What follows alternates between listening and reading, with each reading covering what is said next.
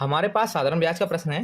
प्रश्न आपको दिया है 3600 रुपये की राशि को दो भागों में इस प्रकार विभक्त करें कि पहले भाग पर 5% वार्षिक दर से 3 वर्ष का, तो 5% वार्षिक दर से 3 वर्ष का साधारण ब्याज और दूसरे भाग पर 6.1/4% वार्षिक दर से 4 वर्ष के साधारण ब्याज के बराबर हो।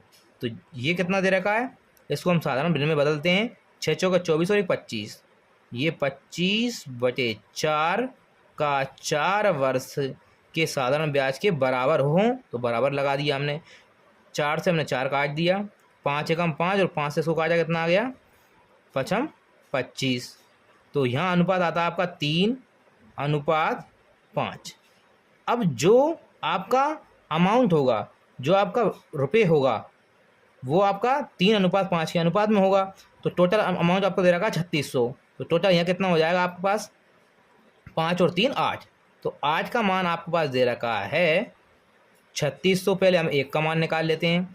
तो 1 का मान निकालने के लिए भाग दिया हमने 8 चौका 32, 4 बचे 40 हो गए, 8 पंजे 40 और 1 0। तो ये 1 का मान आ गया। अब आपको 3 अनुपात का मान निकालना है और 5 अनुपात का मान निकालना है, क्योंकि आपको राशियां बोला है और इसको मैंने 2 भागों में बांटा है। तो इसी की राशियाँ निकाल लेते हैं हम। 3 का मान निकाल लेते हैं पहले। 3 से हम गुणा कर देते हैं, 3 0 की 0, 3 5 15, 15 की 5 हासिल 1, 3 चौके 12 और 1 13, कितना आ गया 1350। फिर दूसरी राशि निकालते हैं हम 5।